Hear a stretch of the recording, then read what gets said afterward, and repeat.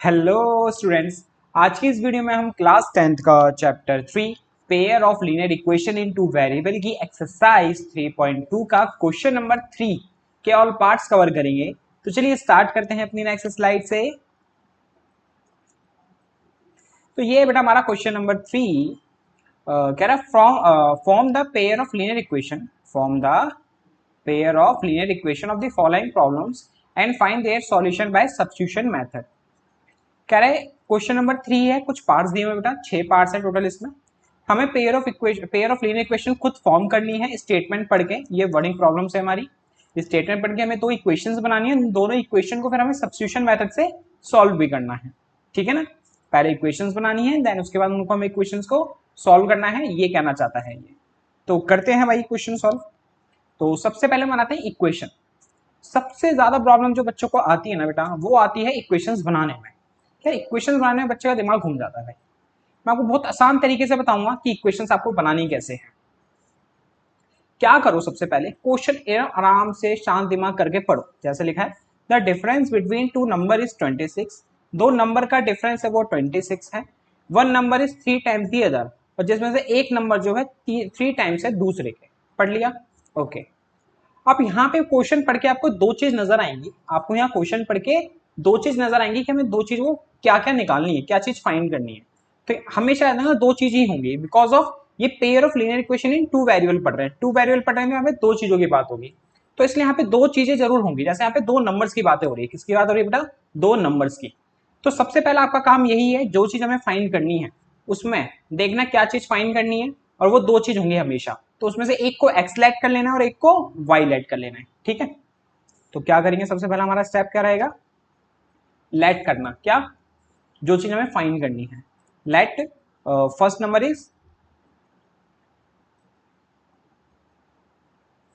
Is X and second number is Y and second number is Y.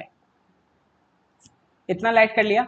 अब question को आधा आधा पढ़ो। मींस आपकी दो, देखो दो स्टेटमेंट कहां कहां जा रही है। एक तो आ रहा है कि difference between two number is 26 and one number is 3 times the other. तो एक इक्वेशन यहां से बनेगी, एक इक्वेशन यहां से बनेगी। इसका मतलब difference between two number, difference का मतलब बेटा माइनस। अगर उन दोनों नंबर को हम माइनस करते हैं तो आंसर क्या आता है? 26 आता है। तो साफ साफ दिख रहा है, पहला नंबर एक्स है, दूसरा नंबर वाई है। तो दोनों को सेपरेट करने पे आंसर कितना आएगा? 26 आएगा। ये कहना चाहता है, तो लिख दो इसको x minus Y equal to 26। ये बन गई आपकी पहली इक्वेशन। ठीक है। दूसरी कह रहे हैं one number is 3 times the other. One number जो है 3 टाइम्स है अदर के। इसका मतलब समझो, कह रहा है देखो दो नंबर है एक्स और वाई। तो जो ये x है ना, वो 3 टाइम्स बड़ा है। कितने टाइम्स बड़ा है? 3 टाइम्स बड़ा है। किससे? y से। जो x है वो 3 टाइम्स बड़ा है। किससे? y से बड़ा है। तो इसका मतलब ये है, अगर मैं 3 को y से मल्टीप्लाई कर दूं तो वो x के बराबर आएगा। अगर मैं y को 3 से मल्टीप्लाई कर दूं किसके बराबर आएगा? x के। आप बात आती है सर ऐसा क्यों? क्योंकि क्योंकि बड़ा कौन है? x बड़ा है। बड़ा कौन है? x बड़ा है। छोटा कौन है? y। छोटा कौन है? y। तो x कितना बड़ा है? 3 टाइम्स। x ये रहा, y ये रहा। मान लो अगर मैं y को 3 से मल्टीप्लाई कर दूं तो वो x के बराबर आ गया कि नहीं आ गया? अगर मैं y को 3 से मल्टीप्लाई कर दूं तो x के बराबर वो आ जाएगा। ठीक है ना, तो वही मैंने यहाँ पे करा। x तो किसके इक्वल हो गया? 3y के। इस तरह से बेटा हमारी ये दो इक्वेशंस फॉर्म हो जाती हैं। That's it.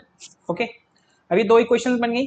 अब हम इसको सॉल्व कर देते हैं, जैसे हमने लास्ट वीडियो में करा था, जब हमने इसका क्वेश्चन नंबर 1 क्वेश्चन नंबर 2 करा था। ठीक है, तो कैसे करते थे बेटा? कोई सी भी इक्वेशन उठाओ और उसको सब्स्टिट्यूट कर दो x या y के इक्वल में। तो मान लो हमने सेकंड इक्वेशन उठाई, x is equal to 3y। ये पहले से ही सब्स्टिट्यूट है बेटा x के इक्वल में। यही तो करते थे, x या y के इक्वल में करते थे। लेकिन जो दूसरी इक्वेशन है पहले से ही x के इक्वल में, तो इसको मान लो अब थर्ड इक्वेशन। अब ये पुट कर दो, x equal to 3y in equation. हमने कौन सी इक्वेशन सब्स्टिट्यूट करी है? फर्स्ट। तो पुट किस में करेंगे? 2 में। अगर फर्स्ट को सब्स्टिट्यूट कर दे तो पुट किस में करते? 2 में, सॉरी फर्स्ट में। तो इसको फर्स्ट में पुट करेंगे। तो फर्स्ट इक्वेशन है बेटा हमारी x minus Y equal to 26। तो अब x की जगह पे क्या लिखना है हमें? 3y। पुट करना है मैं x की वैल्यू 3y, तो यहाँ पे x की जगह क्या लिख दो 3y minus y equal to 26। 3y में से y गया बेटा 2y इक्वल टू 26। 2 मल्टीप्लाई में है तो इधर आके क्या हो जाएगा भाई वो डिवाइड, तो कितना आ गया ये 13। y की वैल्यू कितनी आ गई 13 आ गई। अब क्या करेंगे, अब हम y की वैल्यू पुट कर देंगे तो वहां से हमारे x की वैल्यू आ जाएगी, तो पुट 13 इन इक्वेशन थर्ड में कर देते हैं। थर्ड इक्वेशन हमारी x equal to 3y, x equal to 3 और y की जगह 13, तो x इक्वल टू 3 इंटू 13 39, तो ये आ गई बेटा x की वैल्यू। तो हमारा फर्स्ट नंबर हुआ क्या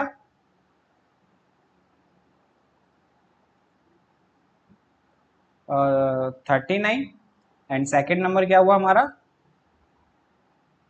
सेकेंड नंबर इज 13। ठीक है, इस तरह से करते हैं। अब इसका सेकंड पार्ट देखते हैं, फिर और अच्छे से क्लियर हो जाएंगे आपकी बड़ी प्रॉब्लम्स। क्या the larger of to supplementary angle exceed the smaller by 18 degree. तो यहाँ पे पहले एक नया वर्ड यूज हुआ है आपके लिए, नहीं है वैसे तो, क्योंकि आपने 8th में भी 9th में पढ़ के आ चुके हो। सप्लीमेंट्री एंगल्स, सप्लीमेंट्री एंगल्स वो एंगल्स होते हैं, ऐसे दो एंगल्स, ऐसे टू एंगल्स, ऐसे टू एंगल्स जिनका जो सम होता है वो बेटा 180 हो। ऐसे दो एंगल जिनका सम क्या हो 180 हो, उसे हम क्या कहते हैं सप्लीमेंट्री एंगल्स कहते हैं। ठीक है, तो लेट करते हैं भाई। तो यहाँ पे हमें क्या फाइंड करना है, फाइंड देम, क्या वो एंगल्स, कितने एंगल्स दो। तो जो बड़ा एंगल है उसको मान लेते हैं bigger angle is x, bigger angle is x and smaller angle is y। अब हमें पता है दोनों एंगल का सम सप्लीमेंट्री है तो 180 होगा, हमें पता है सप्लीमेंट्री दोनों एंगल से दोनों का सम कितना होगा बेटा 180 होगा। तो x plus Y equal to 180, ये हो गई हमारी फर्स्ट इक्वेशन। अब इसमें ये बोल रहा है कि जो बड़ा एंगल है, दो सप्लीमेंट्री एंगल्स हैं, exceed the smaller by 18 degree. अब जो एक बड़ा एंगल है ना वो बड़ा है स्मॉलर से, कितना बड़ा है 18 बड़ा है। जो बड़ा एंगल कौन है x, बड़ा एंगल कौन है x। अच्छा बड़ा भाई यहाँ पे कौन है भाई, एक तरह से समझ लो, बड़ा भाई कौन है यहाँ पे x है और छोटा भाई कौन है y है। अभी बड़ा भाई छोटा भाई के बराबर कब आएगा, बड़ा भाई छोटे भाई के बराबर कब आएगा, कब आएगा जब हम छोटे भाई में 18 ऐड कर दे। छोटे भाई में क्या करते हैं हम 18 ऐड करते तो वो बड़े भाई के बराबर आ जाएगा। समझ रहे हो ना, यहाँ पे देखो दो भाई हैं, एक बिगर और एक स्मॉलर, एक्स और वाई। तो और जो बिगर है वो कितना बड़ा है 18 बड़ा है, 18 डिग्री बड़ा है ना, इसलिए कितना बड़ा है 18 बड़ा है। तो स्मॉलर जो है उसमें 18 ऐड कर देंगे तो बिगर के बराबर आ जाएगा, 18 जो है स्मॉलर में ऐड कर देंगे बिगर के बराबर आ जाएगा। तो इसलिए यहाँ से इक्वेशन बनी X equal to Y plus 18, Y को चाहे आप इधर उठा के ले आओ, X minus Y equal to 18। तो ये हुई हमारी सेकेंड इक्वेशन। अब इक्वेशन बन गई, आपको पता है हमारा क्या काम रहता है इक्वेशन बनने के बाद, सब्स्टिट्यूट करके उसको सॉल्व करना। तो हम उठाते हैं पहली equation x plus Y equal to 180। तो यहाँ से x की वैल्यू कितनी आ गई बेटा, प्लस का y उधर जाके क्या हो जाएगा माइनस का, तो 180 माइनस वाई, ये हो गई हमारी थर्ड इक्वेशन। अब क्या करते थे हम लोग, पुट करते हैं इस x की वैल्यू जो आई है थर्ड इक्वेशन में, हमने फर्स्ट को सब्स्टिट्यूट कराया तो पुट करेंगे सेकेंड इक्वेशन में। और हमारी सेकेंड इक्वेशन जो है वो है x minus Y equal to 18। यहाँ पे x की जगह लिख दो कितना बेटा 180 माइनस वाई, और ये minus Y equal to 18, plus का 180 उधर जाके क्या हो जाएगा माइनस का 180, माइनस माइनस प्लस, तो ये हो गया माइनस का 2y, माइनस 2y। 18 में से 180 गया तो 10 या 170, तो 162, वो भी माइनस का क्योंकि बड़ा नंबर 180 है। अब ये माइनस 2 से डिवाइड कर देंगे इसको, माइनस से माइनस कैंसिल, 2 से ये कैंसिल, 81 बार में, तो y की वैल्यू यहाँ से कितनी आ गई 81, y की वैल्यू कितनी आ गई यहाँ से 81 आ गई। अब हम क्या करेंगे बेटा, पुट कर देंगे y equal to 81 in equation, अब जो मन करे आपका पहली दूसरी तीसरी, तो मान लो हम पुट कर देते हैं थर्ड में, in equation third. Third equation हमारी x equal to 180 minus Y, तो x equal to 180 minus Y की वैल्यू 81, तो यहाँ से x की वैल्यू आ जाएगी आपकी कितनी 99। x की वैल्यू कितनी आ जाएगी बेटा यहाँ से आपकी 99। तो स्मॉलर नंबर हुआ हमारा 81, बिगर नंबर हुआ, बिगर एंगल हुआ हमारा 99। तो कौन कौन से एंगल्स हुए हमारे, तो एंगल कौन, क्या आंसर क्या लिखोगे, एंगल इज 99 एंड 81। इस तरह से भी लिख सकते हो, bigger angle is 99, smaller angle is 81। ठीक है, ये हो गया इसका सेकंड पार्ट। अब देखते हैं थर्ड पार्ट।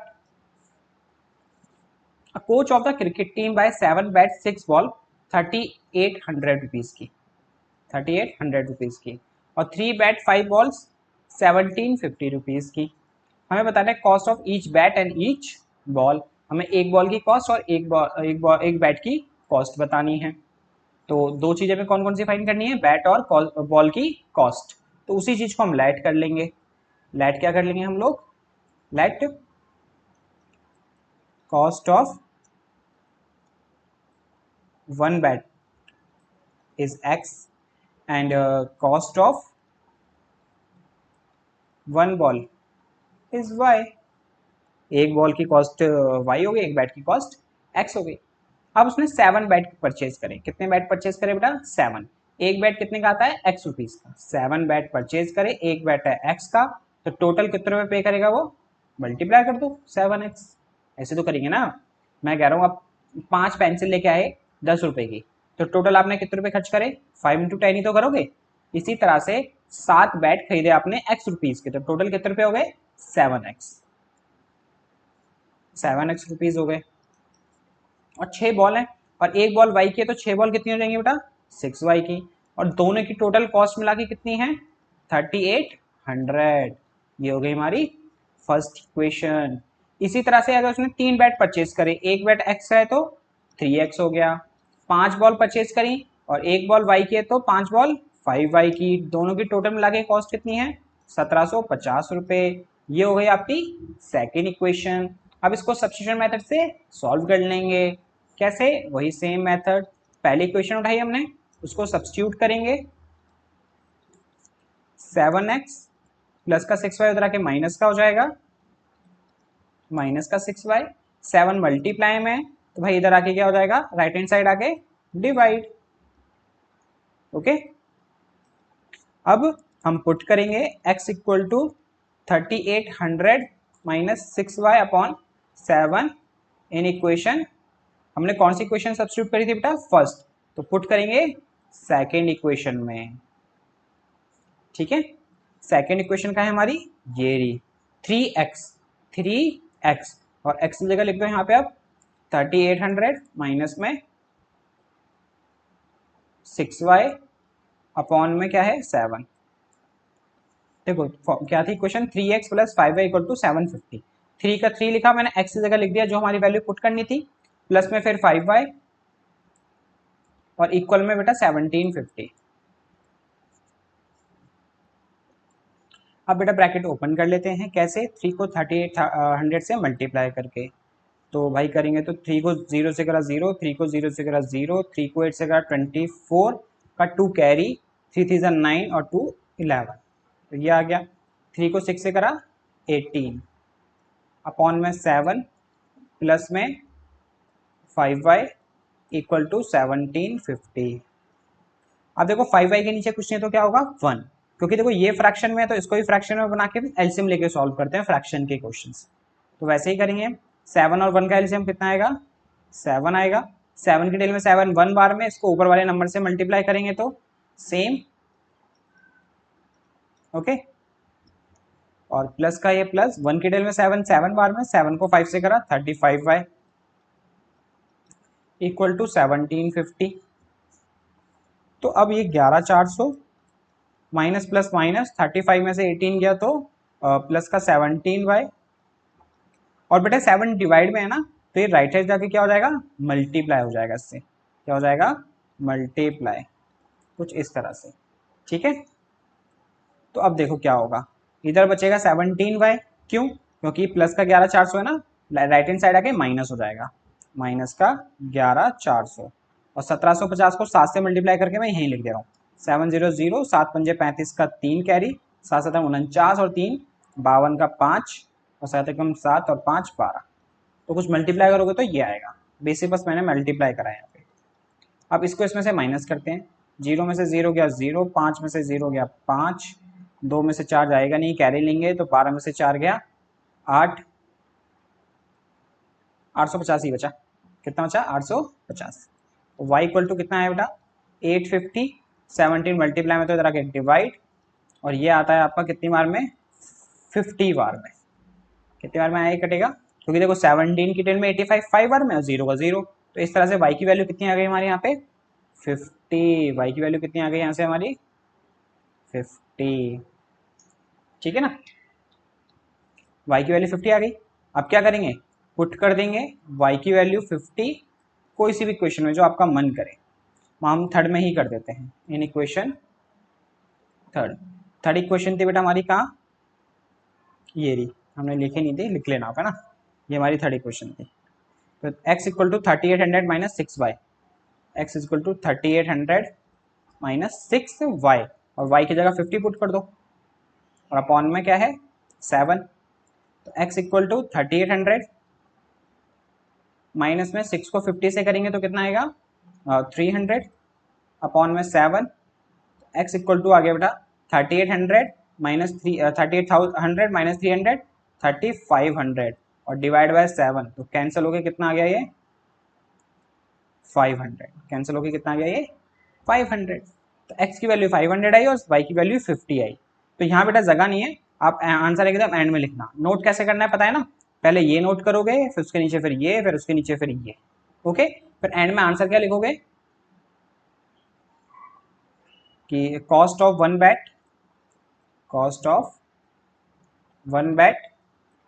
500 और cost of one ball 50 rupees, कुछ इस तरह से। ठीक है ना, ये हो गया बेटा इसका आपका सॉल्यूशन। अगर आपको कभी मैच करना हो कि आपने ठीक करा ही नहीं करा, तो पता है क्या करना? जो आपने इक्वेशन बनाई है ना, इसके अंदर एक्स वाई दोनों की वैल्यू पुट कर देना। जैसे देखो 500 हमारा एक्स था और वाई हमारा 50 था, तो इसके अंदर माइंड में कैलकुलेशन कर लेना। 7x है, तो 7x से जगह हम क्या पुट करेंगे? 500 प्लस में 6y है, तो 6y की जगह पुट करेंगे हम 50। तो 7 को 500 से करा 3500, 6 को 50 से करा 300, तो इनको प्लस करा तो कितना आया बेटा? 3800। और इक्वल में भी क्या लिखा था? 38। तो इसका मतलब हमने जो करा है वो ठीक करा है एकदम। ओके, अब देखते हैं बेटा हम इसका fourth part. Taxi charges in a city consist of a fix charge together with the charge for the distance covered. ठीक है, समझ में क्या कर रहा है? कह रहा है एक टैक्सी है, टैक्सी ना एक पहले तो फिक्स चार्ज करती है, पे नहीं करती, मतलब लेती है, देन उसके बाद फिक्स चार्ज करती है अमाउंट, और देन उसके बाद पर किलोमीटर के हिसाब से चार्ज करती है। उसके बाद डिस्टेंस जितना कवर करोगे उस हिसाब से। समझ रहे हो मैं क्या कह रहा हूँ? जैसे आप हमारे यहाँ दिल्ली में भी ऑटो में बैठोगे ना बाय मीटर, तो जो मीटर होता है ना डाउन, वो 0 से स्टार्ट नहीं होता, एक पर्टिकुलर अमाउंट से होता है। लाइक 25 रुपए से स्टार्ट होता है मीटर, देन उसके बाद जितने किलोमीटर में चलते जाओगे आप, उस हिसाब से वो किलोमीटर का चार्ज ऐड करता हुआ उसके अंदर जाएगा। तो जो 25 रुपये शुरू में चार्ज कर रहा है वो उसका फिक्स चार्ज है। क्या है बेटा? वो फिक्स चार्ज है। ठीक है ना, तो यहाँ पर हमें क्या कर रहा है? फिक्स चार्ज बताओ और पर किलोमीटर चार्ज बताओ। फिक्स चार्ज बताओ और पर किलोमीटर चार्ज बताओ। तो हमें दो चीजें फाइंड करनी है, फिक्स चार्ज और पर किलोमीटर चार्ज। तो फिक्स चार्जेस क्या ऐड कर लेंगे? वो x है, और पर किलोमीटर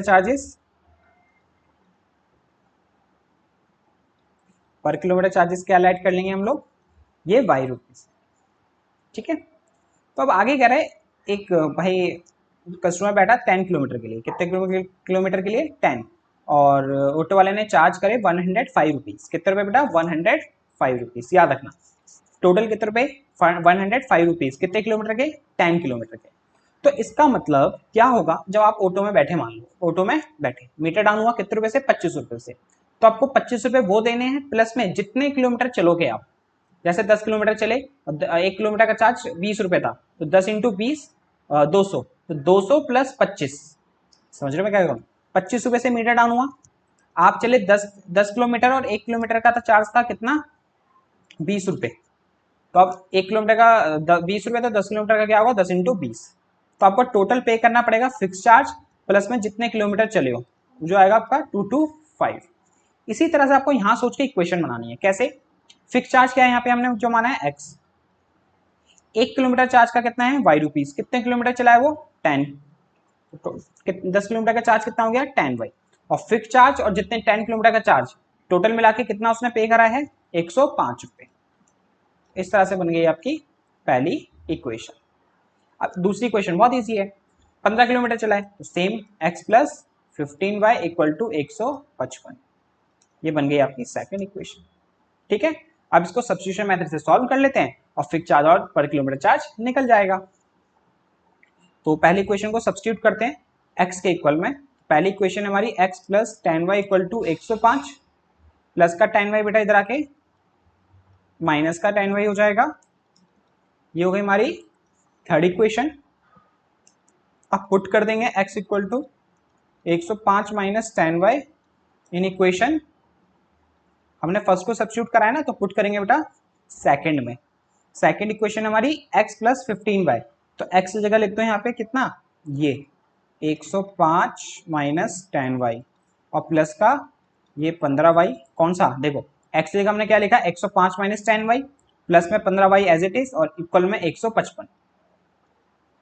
ठीक है, प्लस का 105 बेटा इधर आके क्या हो जाएगा माइनस का 105, है ना, माइनस का 10y प्लस का 15y, प्लस माइनस माइनस, तो 15 में से 10 गया 5y, तो ये आ गया आपका 5y। 155 में से 105 गया 50, यहाँ से y की वैल्यू आ गई आपकी 50 डिवाइड बाय 5 10, यहाँ से y की वैल्यू कितनी आ गई आपकी 10 रुपीज। ठीक है, y मतलब पर किलोमीटर चार्ज, पर किलोमीटर चार्ज आ गया आपका 10 रुपीज। अब क्या करेंगे, पुट कर देंगे y की वैल्यू कोई सी भी क्वेश्चन में, मालूम पुट कर देते हैं थर्ड में ही, तो वहां से हमारी x आ जाएगा, x मतलब फिक्स चार्ज आ जाएगा। तो हमारी थर्ड इक्वेशन है बेटा ये x equal to 105 minus 10y, तो x इक्वल टू 105 माइनस में 10 इंटू वाई, वाई की वैल्यू 10 है, तो ये कितना हो गया 105 माइनस 10 इंटू 10 100, तो ये 105 में से 100 गया तो बचा 5, तो x की वैल्यू कितनी आ गई 5। तो इसका मतलब फिक्स चार्ज कितना हुआ,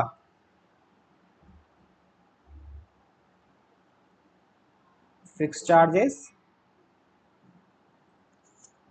5 रुपीज और पर किलोमीटर चार्जेस 10 रुपीज, पर किलोमीटर चार्जेस 10 रुपीज। ठीक है, अब इसने आगे एक चीज और बोली है, how much does a person have to pay for travelling a distance of 25 kilometre, 25 kilometre के उसको कितने पे करने पड़ेंगे किसी कस्टमर को, आपको ये बताना है। फटाफट से एक काम करो, वीडियो पॉज करो और उसको नोट कर लो। ठीक है ना, यहाँ पे जगह नहीं हो रही ना, तो उसको फिर मैं यहाँ कर दूंगा उसको। ओके, तो यहाँ से रब कर देते हैं फटाफट से, फिर उसको हम जो बचा हुआ पार्ट है उसको यहाँ कर लेंगे। इतने में हो जाएगा हमारा, तो इसको लास्ट में लिखना। ओके, पूरा नोट करने के बाद इसको अब लास्ट में हमें चार्ज बताना है, charges of 25 kilometre, charges of 25 kilometre कितना होगा बेटा 25 किलोमीटर का चार्ज। पहले तो वो x रुपीज पे करेगा जो फिक्स चार्ज है, फिर पर किलोमीटर के हिसाब से चार्ज पे करेगा। 1 किलोमीटर का y था तो 25 किलोमीटर का कितना हो गया 25y। अब देखो x और y की आप वैल्यू निकाल चुके हो, ये इक्वेशन बन गई, इसके अंदर वैल्यू पुट कर दो। x की वैल्यू है 5 और y की वैल्यू कितनी है 10, तो यहाँ 10 पुट कर दो। 5 का 5 और 25 को 10 से करेंगे 250, तो ये बेटा आपका आंसर आ गया 255। तो चार्जेस ऑफ 25 किलोमीटर कितना होगा 255। ये हो गया आपका फोर्थ पार्ट। अब देखते हैं fifth part. A fraction become 9/11 if 2 adds the both the numerator and denominator. If 3 added to the both numerator and denominator become 5/6. Find the fraction. यहाँ पे हमें फाइंड करना है बेटा फ्रैक्शन। फ्रैक्शन में दो चीजें होती है, एक होता है न्यूमरेटर, एक होता है डिनोमिनेटर। तो लेट कर लो numerator is x, denominator is y। हमारा पहला काम होता है ना यही, let numerator is x and denominator is y. समझ रहे हो? ऊपर वाला जो ऐसे देखो हमारा फ्रैक्शन होता है इस टाइप में कुछ 1/2 एक्स वाई वाई कुछ इस तरह से, है ना। तो ऊपर वाला नंबर होता है बेटा हमारा न्यूमेटर, नीचे वाला नंबर होता है हमारा डिनोमिनेटर। तो न्यूमेटर को मैंने x मान लिया, डिनोमिनेटर को मैंने y मान लिया। अब देखो क्वेश्चन क्या कह रहा है, कह रहा है फ्रैक्शन जो है ना आपका 9/11 हो जाएगा। कब? जब आप दो ऐड कर दो, किसमें? न्यूमेटर में और डिनोमिनेटर में, दोनों में।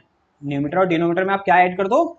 2 ऐड कर दो, बोथ साइड, बोथ में न्यूमेटर और डिनोमिनेटर में 2 ऐड कर दोगे तो क्या हो जाएगा, वो 9/11 बन जाएगा। तो करते हैं भाई। देखो हमारा फ्रैक्शन है बेटा x अपॉन वाई, हमारा फ्रैक्शन है x अपॉन वाई। 1 सेकेंड, हमारा फ्रैक्शन है x अपॉन वाई। कह रहा है न्यूमेटर और डिनोमिनेटर दोनों तरफ 2 ऐड कर दो, ऊपर भी 2 ऐड और नीचे भी 2 ऐड। अब जो फ्रैक्शन है वो बन जाएगा आपका 9/11। तो x प्लस 2 अपन वाई प्लस 2 किसके इक्वल हो जाएगा? 9/11 के। ये कहना चाहता है ये। अब ये प्रॉपर इक्वेशन तो है नहीं, तो क्या करो, उसको बनाओ प्रॉपर इक्वेशन। कैसे? क्रॉस मल्टीप्लाई करके 11 को पूरा x प्लस 2 से मल्टीप्लाई करो और 9 को y प्लस 2 से मल्टीप्लाई करो। तो 11x प्लस में 11 को 2 से करा 22, 9 को y से करा 9y, 9 को 2 से करा 18। तो ये 11x प्लस का 9y इधर आके माइनस का 9y, और बचा यहाँ पे 22 प्लस का 18 इधर आके माइनस का 18। तो ये इक्वेशन बनी बेटा आपकी 11x माइनस 9y। 22 में से 18 गया, 22 में से 18 गया, बचा 4 इक्वल टू 0। ये बन गई आपकी पहली इक्वेशन। अब इसी तरह से क्या करेंगे हम लोग? सेकेंड इक्वेशन बनाएंगे। सेकेंड इक्वेशन में क्या करा है, अगर हम 3 ऐड करते हैं न्यूमेटर डिनोमिनेटर दोनों में, तो हमारा फ्रैक्शन है x अपॉन वाई। अब कह रहा है न्यूमेटर में भी 3 ऐड करो, डिनोमिनेटर में भी 3 ऐड करो, तो जो आपका फ्रैक्शन है वो बन जाएगा 5/6। फ्रैक्शन क्या बन जाएगा? 5/6। तो ये बन गई इसकी इक्वेशन। क्रॉस मल्टीप्लाई कर दो, प्रॉपर इक्वेशन बन जाएगी। 6 को करेंगे x प्लस 3 से और 5 को करेंगे y प्लस 3 से। 6 को x से करा 6x, 6 को 3 से करा 18, 5 को y से करा 5y, 5 को 3 से करा 15। इनको इधर उठा के ले आएंगे, 6x प्लस का 5y आके माइनस का 5y, 18 का 18 प्लस का 15 भी इधर आके माइनस का 15। तो ये हो गया 6x माइनस 5y, 18 में से 15 गया 3 इक्वल टू 0। तो ये बन गई आपकी सेकेंड इक्वेशन। अब इसको वही सब्स्टिट्यूशन मेथड से सॉल्व कर देते हैं। तो पहली इक्वेशन उठाई हमने, मान लो 11x minus 9y plus 4 equal to 0। इसको हम करते हैं x के इक्वल में, तो माइनस का 9y भाई राइट हैंड साइड आके, प्लस का 9y प्लस का 4 राइट हैंड साइड जाके माइनस का 4। 11 मल्टीप्लाई में तो इधर आके डिवाइड हो जाएगा। और इसको मान लो थर्ड इक्वेशन। अब क्या करेंगे बेटा? पुट करेंगे क्या? x की वैल्यू 9y माइनस 4/11 इन इक्वेशन, हमने कौन सी इक्वेशन सब्स्टिट्यूट करी थी? First equation. तो पुट करेंगे हम सेकेंड इक्वेशन में, ठीक है। तो सेकेंड इक्वेशन क्या है हमारी? 6x minus 5y plus 3। Second equation है 6x minus 5y plus 3 equal to 0। 6x minus 5y plus 3 equal to 0। इसके अंदर पुट करेंगे x की वैल्यू, तो 6 का 6, x की वैल्यू 9y माइनस 4/11 माइनस में 5y का 5y सेम प्लस का 3 सेम इक्वल टू 0। अब जगह थोड़ी सी बड़ा दिक्कत आएगी, है ना। तो आपने वीडियो पॉज कर लो ना और यहाँ से नोट कर लेना इस वाले पार्ट को। इस वाले पार्ट को मैं इसको फटाफट से क्या करते थे, रब करके उसको यहाँ कंटिन्यू कर लेते हैं हम लोग। हो जा जल्दी, आप स्किप कर लेना, है ना। मुश्किल से 10 सेकंड की है। ओके, अब ये हमारा, इसके नीचे देखो 5y के नीचे कुछ नहीं तो 1 बेटा, 3 के नीचे कुछ नहीं तो 1। फ्रैक्शन के क्वेश्चन करते हैं एलसीएम लेके सॉल्व। तो एलसीएम आएगा इनका 11, 1 और 1 का, तो 11 ही आएगा। 11 की टेल में 11 1 बार में, इसको ऊपर वाले नंबर से मल्टीप्लाई करेंगे तो सेम ही आएगा। और 1 को 6 से करा 6, तो 6, अब इस ब्रैकेट को भी ओपन कर लेते हैं। 6 9 जा 54y और 6 4 जा 24। अब 1 की टेबल में 11 बेटा 11 बार में 11 को 5 से करेंगे 55, और ये 1 की टेबल में 11 11 बार में 11 को 3 से करेंगे 33 इक्वल टू 0।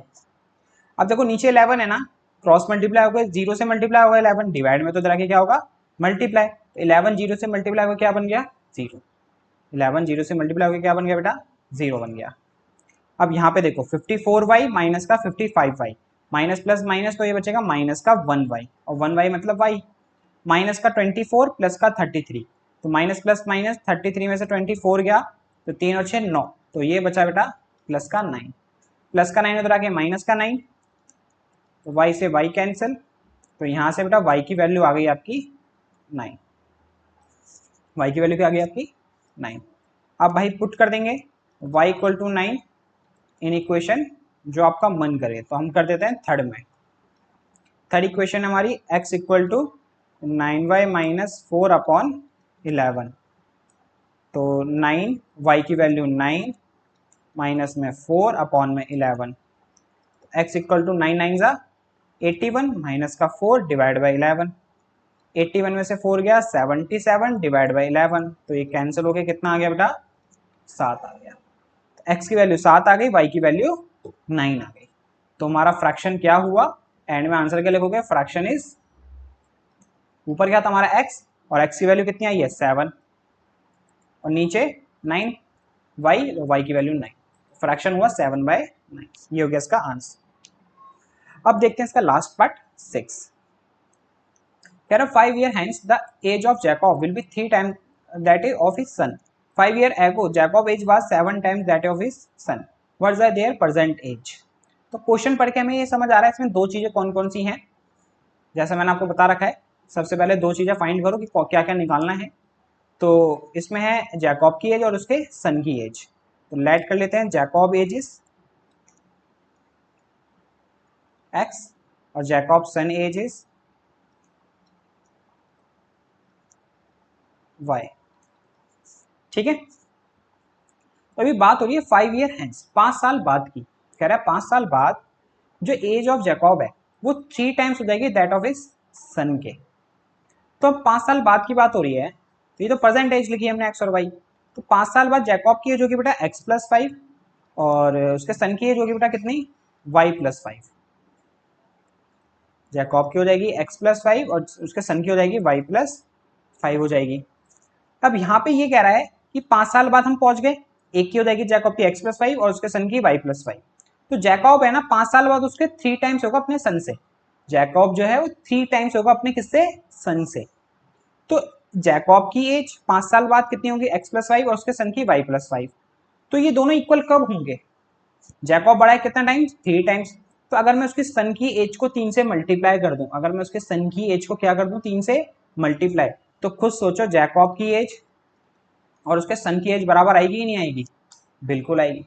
देखो क्वेश्चन कह रहा था 5 ईयर बाद, तो 5 ईयर बाद कैसे जाएंगे हम 5 प्लस करके दोनों के एज में, बड़ा कौन था जैकॉब, किससे अपने सन से, ऑब्वियसली बात है भाई उसका फादर ही बड़ा होगा, सन तो बड़ा हो नहीं सकता, तो कितना बड़ा है 3 टाइम्स, तो अगर मैं सन को 3 से मल्टीप्लाई कर दूं, सन की एज को 3 से मल्टीप्लाई कर दूं तो अपने फादर की एज के बराबर आ जाएगा, यही तो बोल रहा है ये, इसलिए हमने क्या करा उसके सन की एज को 3 से मल्टीप्लाई कर दिया तो इक्वल हो गया फादर की एज के, इस तरह से बन गई इसकी इक्वेशन।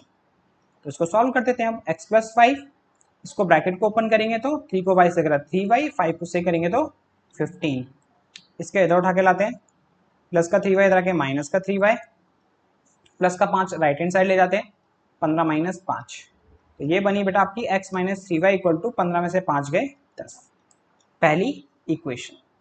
अब आगे कह रहा है 5 ईयर एगो, 5 ईयर एगो मतलब बेटा 5 साल पहले, तो अभी जैकॉब की एज थी x और उसके सन की एज थी y, तो 5 साल पहले कितनी होगी x माइनस 5 और y माइनस 5, समझ रहे हो ना, अभी प्रेजेंट एज थी उनकी x और y, तो 5 साल पहले कितनी होगी x माइनस 5 और y माइनस 5, तो कह रहा है कि जो जैकॉब की एज है वो अपने उसके सन से 5 साल पहले 7 टाइम्स थी, 5 साल पहले कितनी थी 7 टाइम्स, तो अब इसकी जैकॉब की एज और उसके सन की एज दोनों की बराबर कब होगी 5 साल पहले, जब उसके सन की एज को मैं किससे मल्टीप्लाई कर दूंगा 7 से, है ना।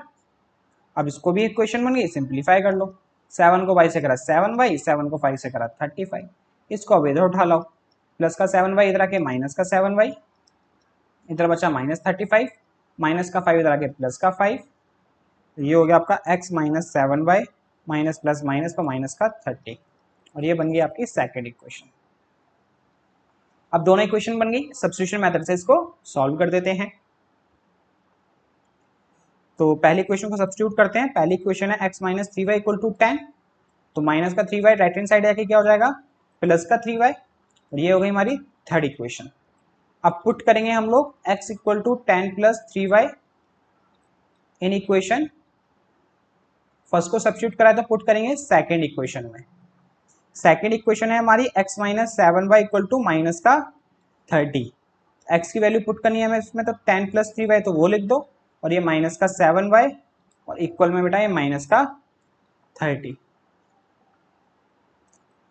अब 3 में से 7 गए तो ये बचा माइनस का 4y, प्लस का 10 इधर आके माइनस का 10 हो जाएगा, तो माइनस का 4y equal to minus minus plus, तो माइनस का 40, तो यहाँ से y की वैल्यू आ गई 4 मल्टीप्लाई में, तो इधर आके डिवाइड 10, यहाँ से y की वैल्यू कितनी आ गई बेटा हमारी 10। अब पुट कर देंगे y की वैल्यू 10 कोई सी भी इक्वेशन में, तो पुट कर देते हैं हम थर्ड इक्वेशन में।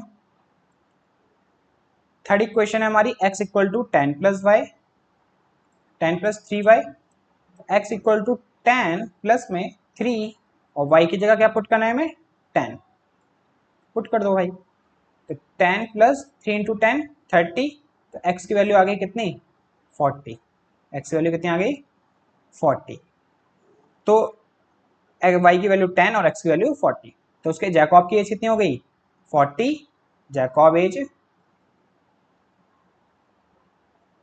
40, और जैकॉब के सन की एज 10, यही हमें फाइंड करना था। तो कुछ इस तरह से भाई हमारी होती है एक्सरसाइज 3.2 कंप्लीट।